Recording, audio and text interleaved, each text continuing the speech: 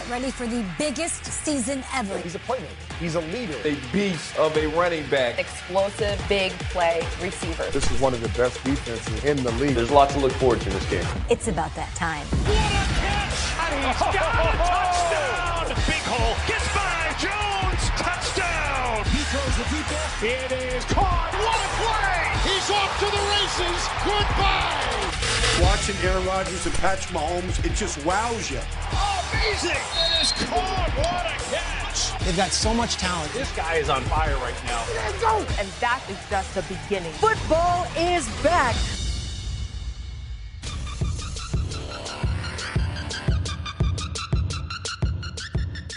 Welcome back to Power Rankings, and we say welcome back because we're at it again for 2021. There's the old Zeuser, just penned his 1 through 32 for you to comment on all his social media channels. It's readily available at NFL.com. This is our hour-long look and a deep dive into that. And the Zeuser, Dan Hanzus, thanks to you for ditching your day job, doing the dueling pianos here in town so we could bring the Power Rankings back to the people. I love it, Money. Great to be back with you. And if I had a 1 through 32 ranking of NFL media colleagues I could do this show with, you are absolutely on that list. Absolutely. Somewhere on that list. Thank you, Dan. What a compliment. And speaking of lists, we get started with Dan's top 10. And the top 10, no surprise, at number 1. And Dan will dig into the Buccaneers. Maintaining the top spot is your reigning Super Bowl champs, the reigning AFC champs right behind at number 2. And then, of course, things get interesting. You got a lot of AFC teams in here, and really it's pretty even with AFC and NFC. The NFC West looks to reign supreme with the Rams, Seahawks, and 49ers 6, 7, and 9. It's rounded out by the Steelers. But, Dan, let's get started with number 1, those Tampa Bay Buccaneers. Yeah, Money. This is my third season doing the Power Rankings, and I have a silly little rule that I like, which is if you win the Super Bowl in February, you will be the number 1 team in the Power Rankings come September, and you will not leave that spot until you lose a football game. Then it becomes a debate. So the Bucs, where they stand, they're locked and loaded at number 1. The Chiefs might not be too far behind, but the Bucs are the team.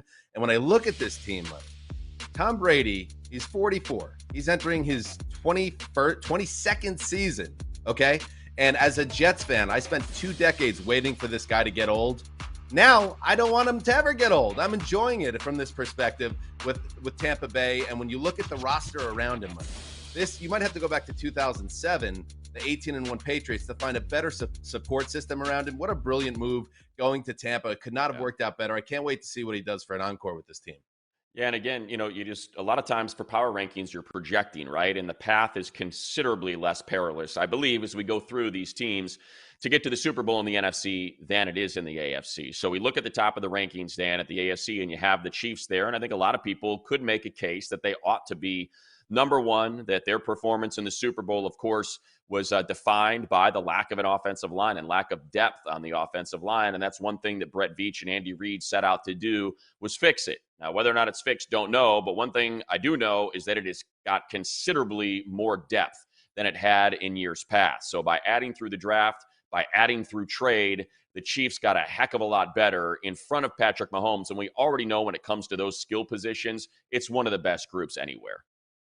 Absolutely, yeah. And you look, Joe Thuney, he got the bag in free agency. He's a major upgrade for them. Orlando Brown, of course, on the blind side, that's a big upgrade. There's some inexperience also here, Money, along the line. So that is something to keep in mind once the games actually start. But Patrick Mahomes, because of his coach, Andy Reid, grizzled old Andy Reid, he likes to play his players in the preseason. And Patrick Mahomes saw reps in each of the 3 preseason games, never sacked once. So they got off to a really good start in August. Let's see if it translates when the games count. Well, let's continue to work our way through this top 10. You have the Ravens. I mentioned the path being considerably more perilous. I think you'd agree with that in the AFC, in the competition, specifically at the top. But you have the Ravens ahead of the Rams, Rams being one of the best teams in the NFC.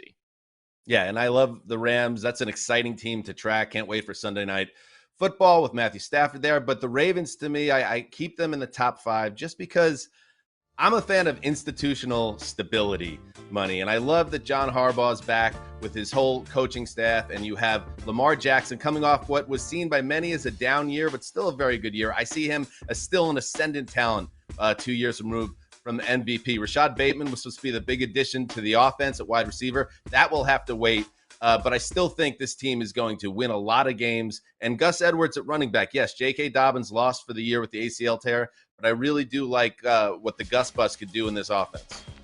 Yeah, and look, there was a lot expected from J.K. Dobbins, no doubt about it. That was going to end up being the engine that maybe allowed Lamar Jackson to not have to run as much, maybe open things up in that passing game a little bit, specifically on the outside with the additions that you mentioned in Sammy Watkins and Rashad Bateman, who's expected back at some point here. But I look at the Rams, and I see it basically two different teams. I see starters, and when you look at their starting 22, 11 on each side, it's one of the most talented rosters in the league. But if you look at their depth or lack thereof because of how they've constructed this team, no first-round draft picks, trading away draft picks, giant money free agents, and re-signing their own players. So they are so top-heavy, but that top is so impressive. Matthew Stafford, they're trying to tiptoe their way around it. A huge upgrade over Jared Goff. This is one of the best and least celebrated receiving cores. They've got a little bit of everything, especially after adding Deshaun Jackson. And that's just the offense. Defensively, Aaron Donald, Jalen Ramsey, arguably the best defensive player overall in Aaron Donald, and in the conversation is the best defensive player in Jalen Ramsey.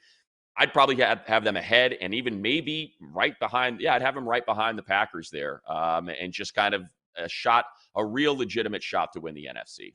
One little pushback on the offense, and I'm excited to see it as well, but they lacked an explosive element to their attack last year. It wasn't all Jared Goff's fault. And I know Deshaun Jackson's supposed to be that guy, but how many summers do we have to hear a coach just rave about Deshaun Jackson, and then he plays 3 games because his lower body breaks down?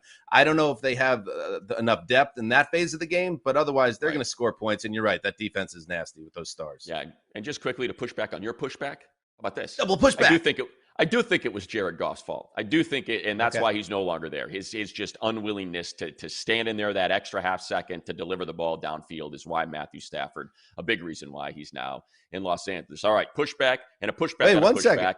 I was going to say, Money, we have already a double pushback like 7 minutes into the history of our show this season. That's good. That's what you can expect from Power Rankings. That's the way it works here with the old Zeuser and me. Let's get into the rest of the NFC West, though, and specifically the 49ers, because a lot of people think, and I happen to be one of them, this is the best division in football. Yeah, I think there's 3 teams coming out of this division when we get to the postseason. The Niners, to me, yes, I have the Rams ahead of them because I think they're more balanced. I think they're the safer bet, I would say, to win the division. But in terms of the NFC West team with the highest upside, it's the Niners. And a lot of that, of course, goes back to them getting healthy after they really snake-bitten last season. I still love the coaching staff led by Kyle Shanahan. And then there's the Trey Lance situation. I know Jimmy Garoppolo is going to be involved at least early in the season, but Kyle Shanahan's going to nerd out. He's going to enjoy this. He's going to mix and match, assuming Trey Lance is healthy. He's had a finger issue late in the summer here, but I'm really looking forward to seeing how that happens. And then how long is it going to take before Lance gets his opportunity to lead this offense? Yeah, and I'll go the other side of the ball. You just think about the injuries. And again, he's now in New York, one of the reasons why he got the head coaching job in Robert Saleh. But what he was able to do with none of his starters, I mean, that whole team seemingly went down. The whole defensive line went down, and they're getting them all back. You're going to have Eric Armstead and Javon Kinlaw, who missed a lot of last year, didn't have a training camp. You hear about the rookies and kind of how they're going to be so much better this year. And then you get Nick Bosa back. I mean, just the front 7, you add in Fred Warner. This is a devastating bunch that creates, and I got to see joint practices between the 49ers and the Chargers, and I saw what they created, just the havoc they create up front. And that's going to be a theme that carries throughout the season. Both sides of the ball, great offensive line. You mentioned the offense. Excited to see what they do with Trey Lance. But, man, this team seemingly has it all. And, again, they're healthy. We saw what they were able to do. Went to a Super Bowl a couple seasons ago. Let's get to our next 10, I should say, the second quadrant here of our power rankings. Number 10 through, 11 through 20. And you see the Titans, Chargers, again, a lot of AFC there, 11 through 14. But let's focus on unlucky number 13 there because, boy, you talk about being miserable as a fan of another team in the AFC East. Could the Patriots be unlucky yet again this season for a lot of those AFC folks? Yeah, the Patriots, I'm really excited to see what happens here with Mac Jones. And I thought it was an interesting move by Bill Belichick, right? Because if Cam Newton's on that team, I think it's a better Patriots team in the short term because it gives you that depth at quarterback. If Mac Jones either gets injured or underperforms in his first year, you have Cam to fall back on. You won't have that now. However, I think Belichick, despite spending big in free agency and it being very much a win-now type feel to this team, I think it's more a long view and saying, let's clear the deck here for this kid. We don't want him looking over his shoulder and let him develop at the pace that will be the most help for him going forward. So I like what Belichick did there, even though on paper, maybe they're a weaker team without Cam. You know, I just look at what they have for Mac Jones, right? And that is a dominant run game. Damian Harris was sensational last year in limited work and awesome in the preseason. They have arguably, I mean, it's at least in the conversation with the Colts and with the 49ers and some of those other teams is the best offensive line in football. That's going to help keep them upright. And you know what Josh McDaniels is going to do? He's going to dial it up, and it's going to be safe throws, maybe a deep shot every now and then. But really for me, it's the defense. What they have on this defense, stacked from front to back, man, you forget about how many guys opted out last year with COVID concerns and the fact that they're back. And they just pluck guys, like just getting Kyle Van Noy back, and you get Matt Judon, and you just look at the way this defense is set up once again to dominate. And you get, look, 13, I think, is the perfect spot because of the unknown factor with Mac Jones. But when you look at this roster, it looks like a playoff team, Dan. Yeah, and number 13, if you're a follower of the Power Rankings in this program, you know that's the upside down for the Power Rankings. It's where I put the team I can't quite put my finger on yet. But I will say, how about a pushback? How about another pushback in a big spot? Stephon Gilmore, the 2019 Defensive Player of the Year, he's on the PUP list with a quad injury, and you don't know if it's an injury or if it's a contract thing, but that's going to hurt the Pats. I believe the pushback to that pushback would be called a hold in. That maybe Steph Gilmore is holding in as opposed to holding out for that new contract. All right, we are up and running. The 2021 Power Rankings campaign is underway and still ahead. We got your top 5 fantasy picks featuring our Cynthia Freeland, and we'll engage in some heavy NFC East analysis. Your number one, Money. Your number one.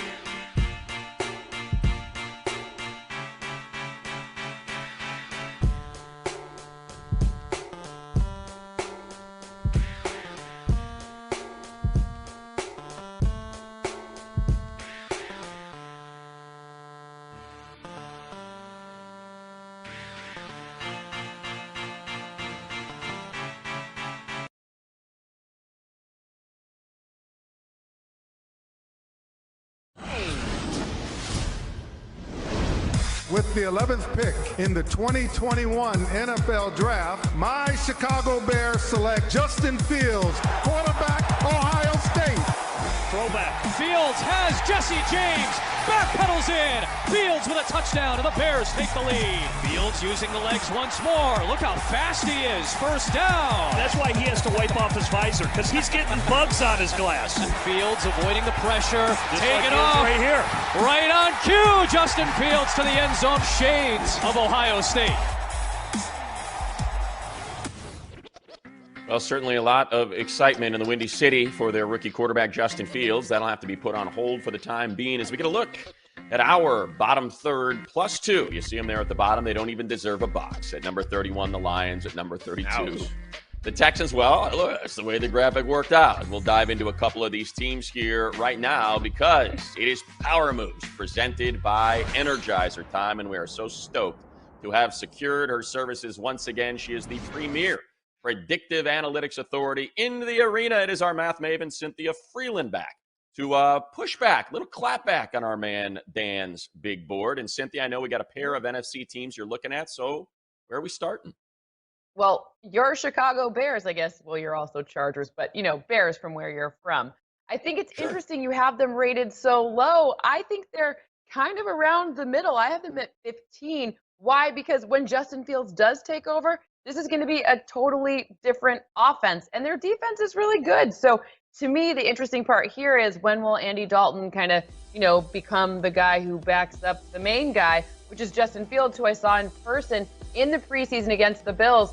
He came in a horrible situation. They were down by over 30 points, and he looked really poised and very, engaged. He could figure out a few different defensive looks. They weren't playing with starters, but the interesting part there is he's going to be a difference maker, Dan. Yeah, but all right, Cynthia, and I hate to start the season off with us at loggerheads here, but can we at least wait till Justin Fields is playing before we say that's why this team should be higher up on the list? I think this Andy Dalton situation, we have to let that play out. And with Andy Dalton prominently involved with an offense that has a suspect offensive line and not too many skill players that get me excited, that's an issue for me. And then on defense, they're facing a lot of top quarterbacks. Aaron Rodgers twice, Tom Brady, Russell Wilson, Matt Stafford, Lamar Jackson, Kyler Murray. That defense is going to have its hands full too. They also get Jared Goff twice, and you didn't even give the Lions a spot on the old full screen there. I didn't do that. That's right. Since loggerheads is the theme of the segment, I'll just quickly push back on both of you. I think you got them too high, Dan. I think the Bears are going to end up as one of the worst teams in the NFC this season. You mentioned that offensive line. Their secondary is a complete mess. They had salary cap issues. They had to boot some really good vets. They're replacing them with undrafted free agents. So I will push back loggerheads from me to the both of yous on the Bears. See, too high, I say. I don't seem so bad anymore, do I, Cindy? Exactly. I'm going to take some of the Bears heat off you there, Dan, for this week when it comes to your social media mentions. Cynthia, second NFC team you got an issue with. The Carolina Panthers. Now, I realize that saying someone should be number 21 when you have them 27, that's not super exciting. But I think this is a sneaky playoff team because the division that they're in, if they get a couple of wins that maybe we weren't expecting, or if Sam Darnold can be the guy who he kind of doesn't even sort of need to be because Christian McCaffrey's there, but he just needs to get a little bit better than average, which I definitely think in this Joe Brady offense, he has the capacity to easily become. This could be a team that slides into that 7th seed wild card position playing in the postseason. I can see where you're coming from on this one, Cynthia. But where I'm standing with this, and as you know, Cynthia, I'm a Jets fan, so I am intimately familiar with Sam Darnold and what his limitations were in his first 3 seasons. You also understand what was around Sam Darnold in those first 3 years. Their placement here is more a product of let me just see it first, because I know where the Panthers were last year with Teddy Bridgewater. I think there is a higher ceiling here if Darnold gets going with this Joe Brady offense. He has some nice skill players to work with, including the return of Christian McCaffrey. There is room for growth with the Panthers, but right now I'm going to wait and see. It's a holding pattern. That's why they're at 27. I'm with you, Cynthia. I love it. Those young defensive players really started to show out toward the end of the season. You got all those skill players, and it's an offense that'll be built around Christian McCaffrey, one of the best weapons in the game. And you mentioned the division they play in. So I side with you, Cynthia Freeland. And Loggerheads. That is our team discussion with Cynthia. Now, Cynthia, you got top 5 fantasy matchups that you like this week. We got to look at the first week of the season, and some of the people who are on this list are a little obvious, and some, maybe all of them are obvious. Maybe Kyler Murray is the only one that isn't obvious, but James Robinson, you're absolutely going to want to start. Calvin Ridley could easily lead the league in receptions this season just based on the offense that he's in. I don't know. What are you guys looking at? What looks interesting to you from this? Money? Well, you know what? I'm going to go with Terry McLaurin, and here's why. Obviously, it's the game I'll be calling this weekend in D.C., but I'm interested to see what Brandon Staley and Ronaldo Hill, the defensive coordinator, are going to do with Derwin James. You know, he's been covering Keenan Allen a lot in practice. They're talking about him maybe playing that star role that you saw Jalen Ramsey play. And if McLaurin is eaten up, you know, either it's Chris Harris, the rookie Asante Samuel Jr., or Mike Davis, I'm anxious to see if Derwin James gets out there because, look, this is one of the most, if not the most underrated receiver in the NFL, and I will not be surprised in the least if he's doing damage. If you see some Derwin James, Terry McLaurin, and that would be some pretty awesome-looking football if that's what we get treated to. And I love Calvin Ridley on that list. I love him this week in fantasy. I love him every other week.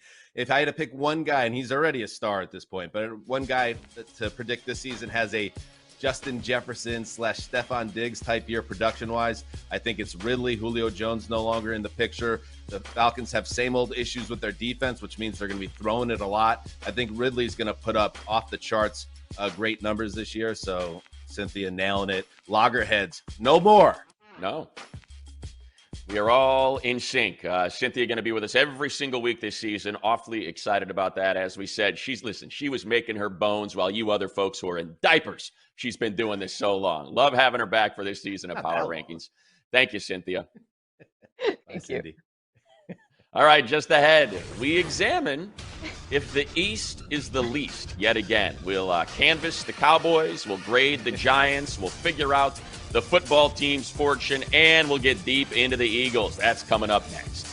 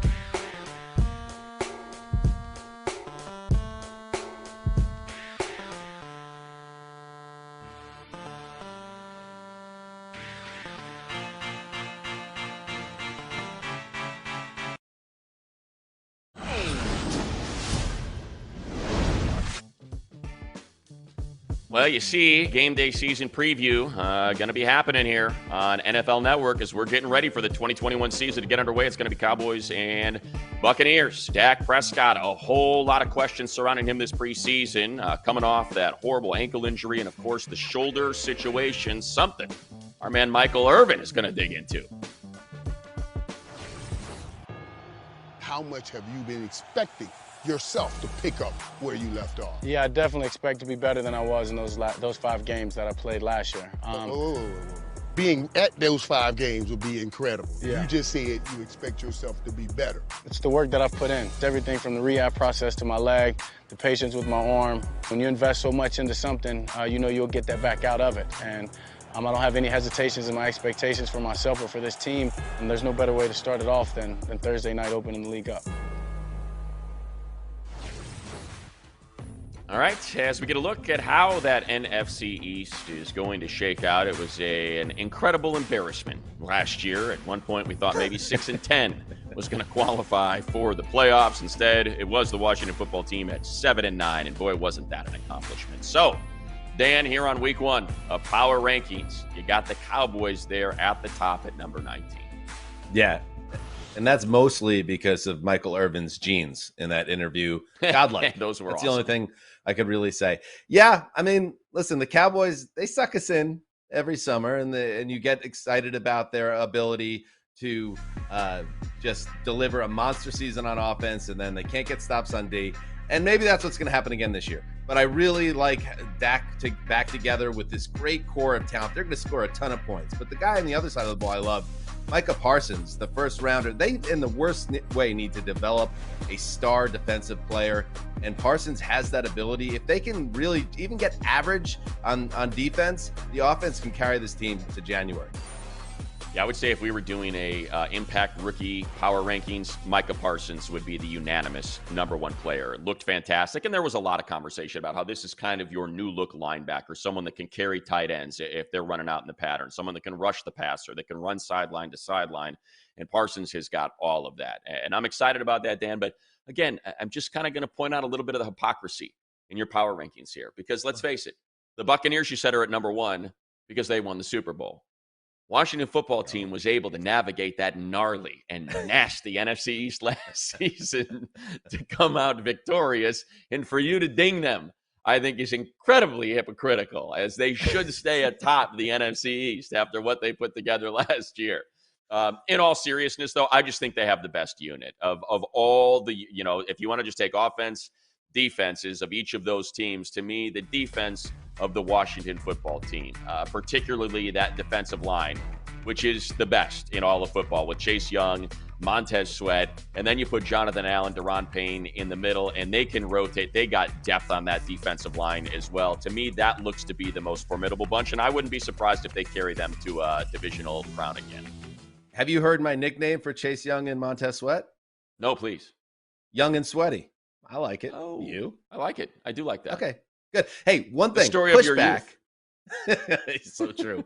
My Uncle John used to call me the human sweat gland when we would play wiffle ball. I just couldn't stop sweating as a boy. I didn't have a lot of girlfriends. Ryan Fitzpatrick. Are we really buying into this 17-game starter version of Ryan Fitzpatrick at age 39? We all love him. But is this a little overly greedy to expect him to deliver that over a whole season? I think it's the Leroy Horde comment, right? Which is, if you need 2, I'll get you 3. If you need 4, I'll get you 3. I think Fitz is kind of into that category, right? If you need him to win 3 games, he's going to win you 3 games. If you need him to win you 5, he's going to win you 3 games. So I certainly understand the concern there. Yeah, we'll see what happens there. Yep, and you got the Giants, of course, listed 3rd there in that big 4.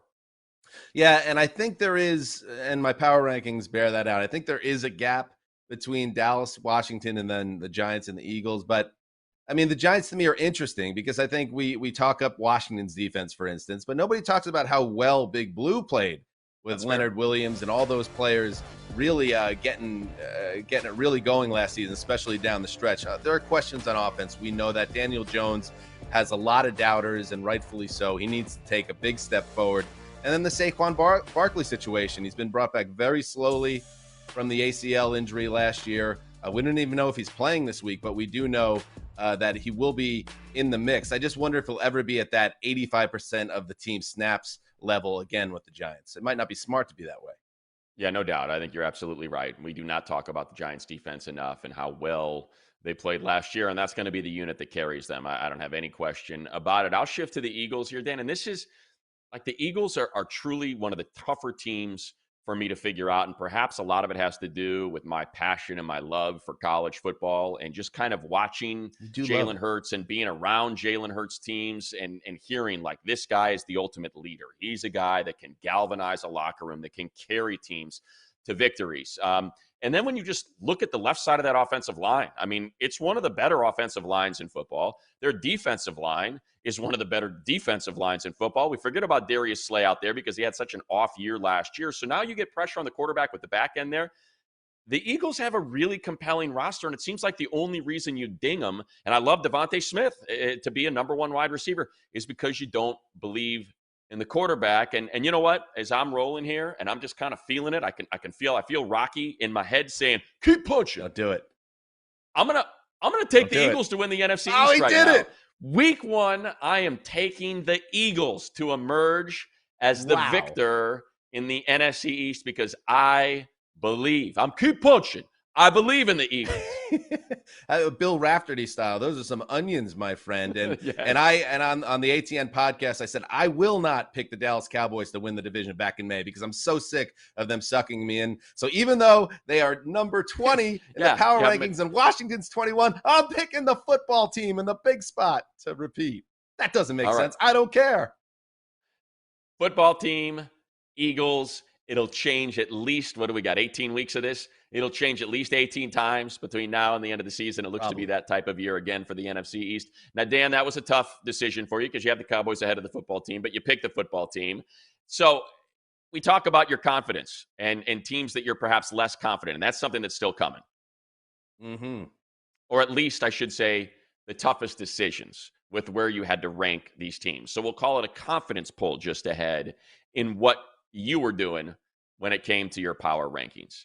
And unfortunately, and we want to make sure that we kind of make a point here because we've been at NFL Network a long time and you've seen us on various programs, podcasts, online, and there are some people that you don't see but mean a heck of a lot to us at NFL Network. And unfortunately, we lost one of them this past week.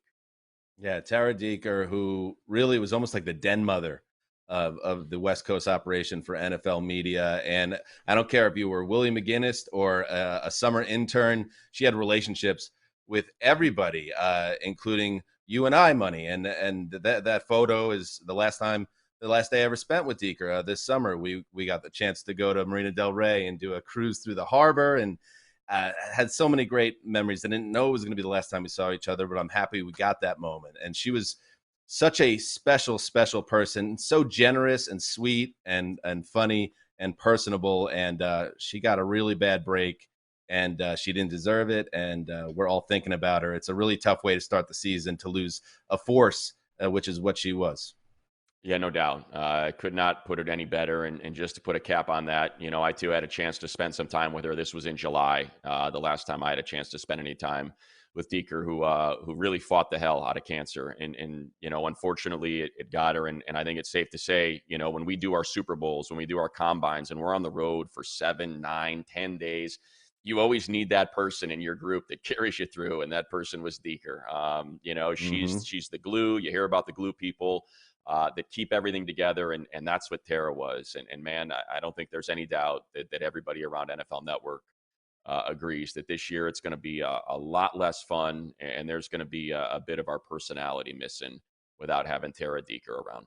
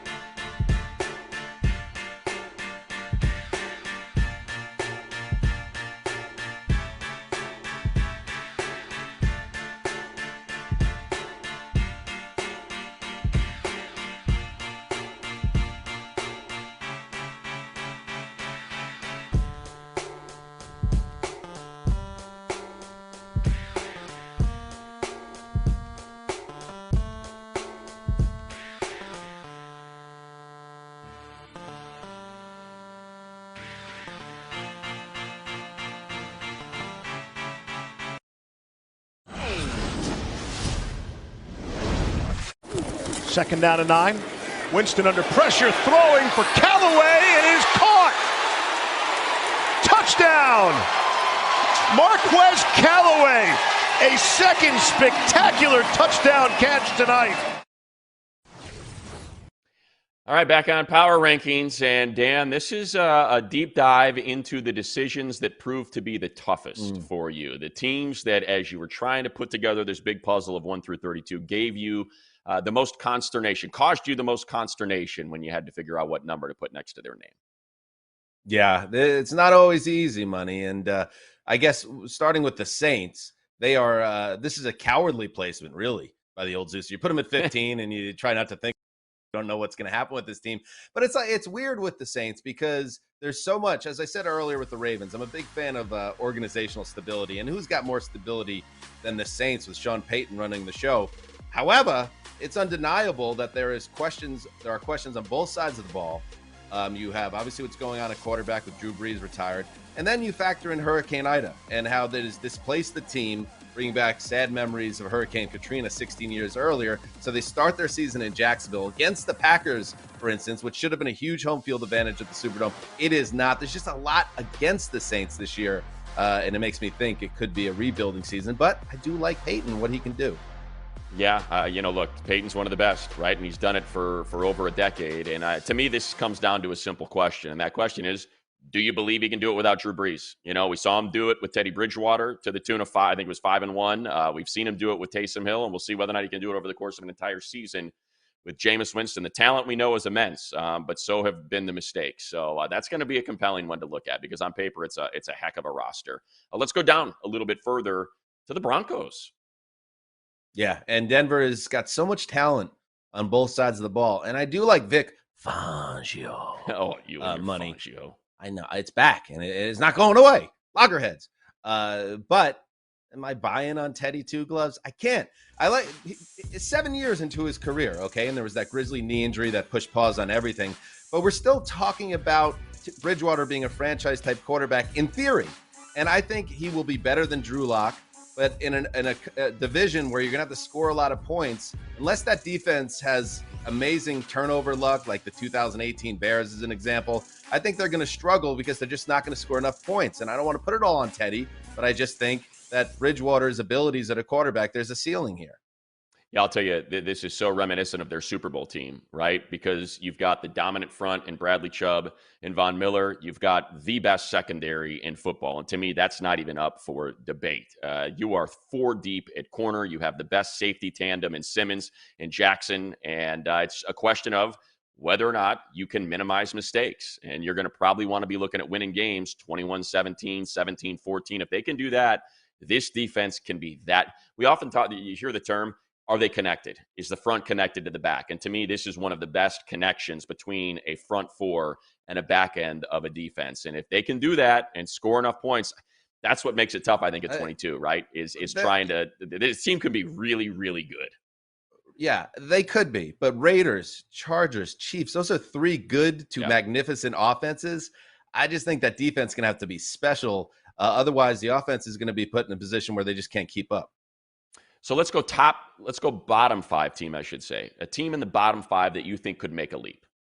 Oh, I'm just going to be a homer, Money. The Jets.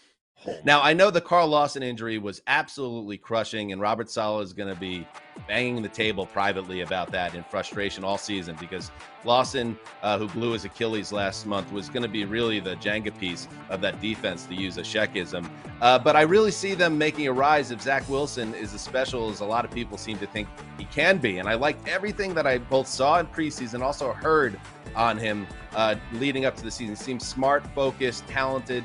Maybe this is the guy, the true successor to Namath. I'm buying it. Let's fly, Money.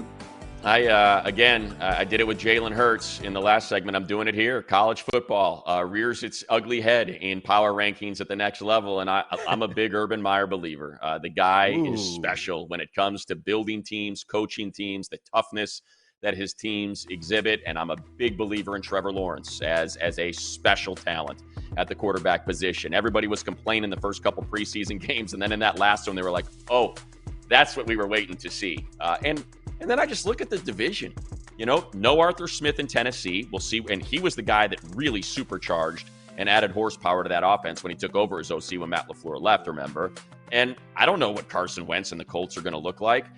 And obviously, the Houston Texans are number 32. So this is a team that could end up making that jump and maybe push if Urban Meyer is as special as I happen to think he is and can replicate what he did at the college football level in the NFL. Just real quick, and I respect how much you love college football and everything, but the NFL highway is littered with the carcasses of college coaches who are hotshots that couldn't hack it. I'm not saying Urban will be on the side of the road, but it could happen. Yeah, and you know what, Dan? I fall for it every time. So let be my comeuppance if it has to be. You know who's getting comeuppance? You. Next, because we're going to get the constructive criticism. Here it is, Colts at 16. That's a joke. They should be in the top 10. And that's one of the more polite tweets that we've got from Mr. Rob, 82. Constructive criticism next. Yeah, I thought we got rid of this segment. You thought.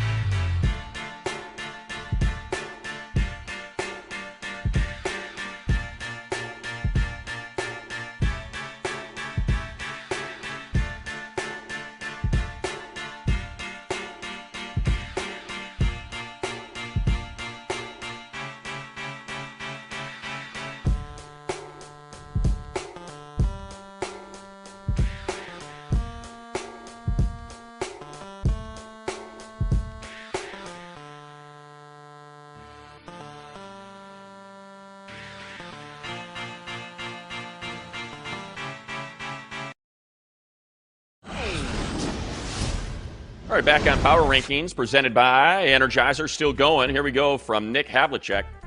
Chargers at 12. That's pretty optimistic. But then you realize he's a Broncos guy. Broncos are going to climb up fast from the 22 spot. So this man is Nick is biased. However, your response to Chargers at 12, Dan?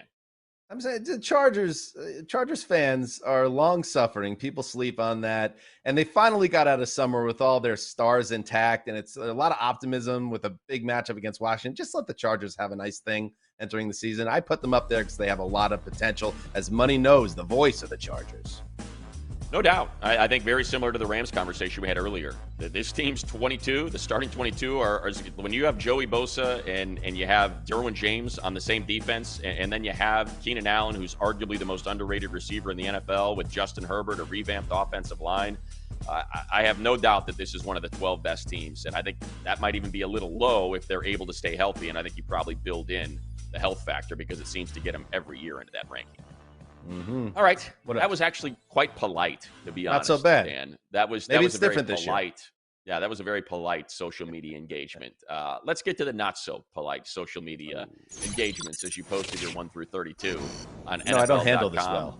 Constructive criticism is how we euphemize it. And we get started. And look, every team has its fans. And, of course, every team has got issues when you don't put their squad at number one. So would you perhaps care to address Christopher Selby here?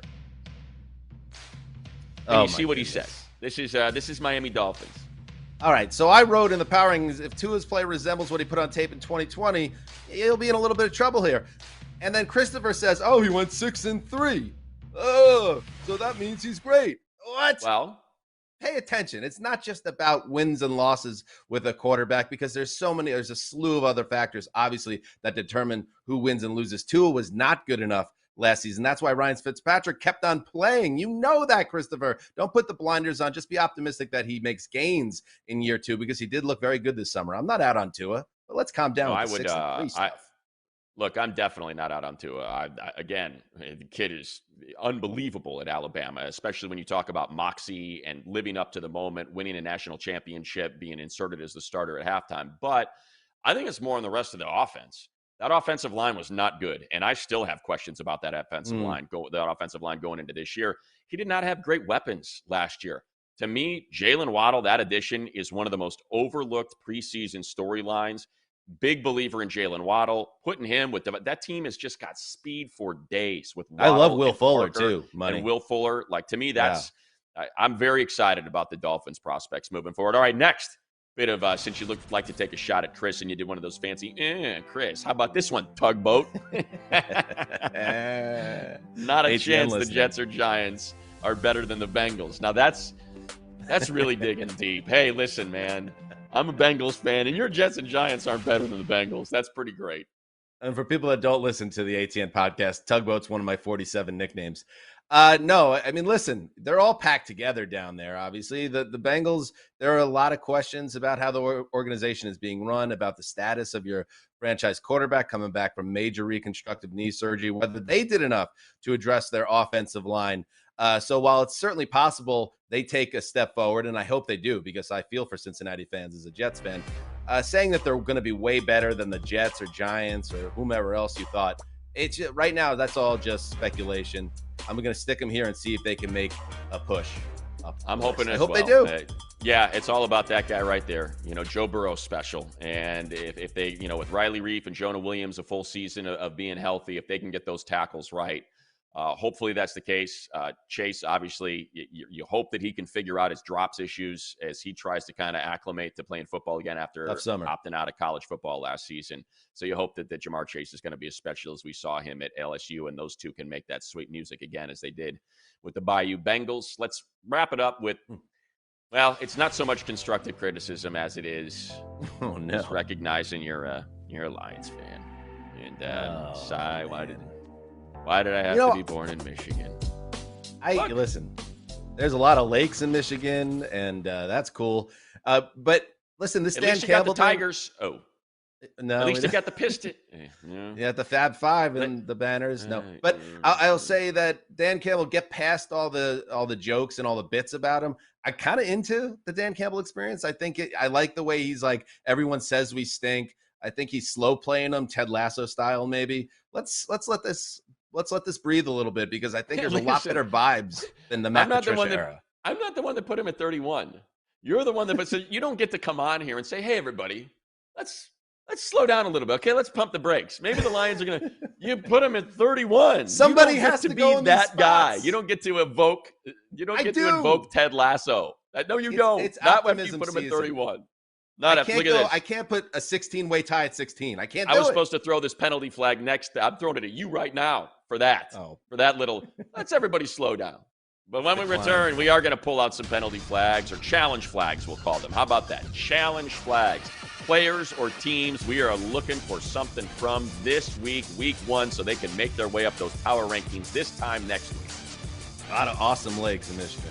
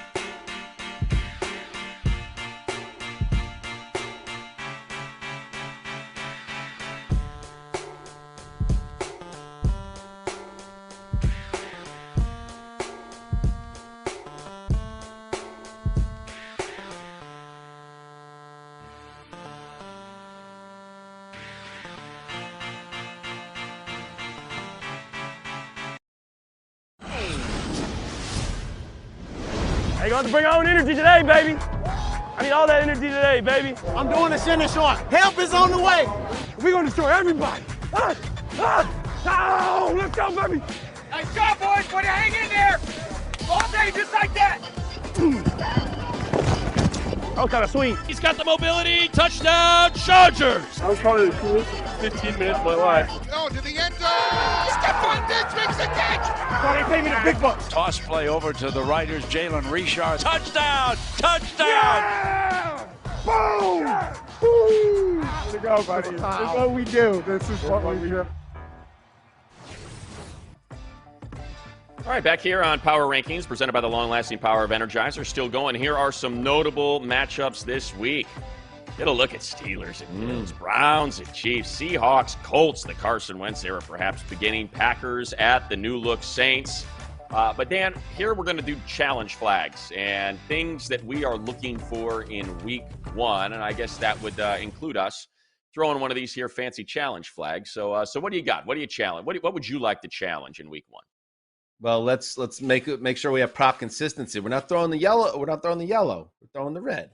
And I will throw the challenge flag, not on a matchup, but on Chicago Bears fans. Listen, I understand you're frustrated with the quarterback decisions here and the fact that Andy Dalton is starting Sunday Night Football, and that's annoying. But give Andy Dalton a chance.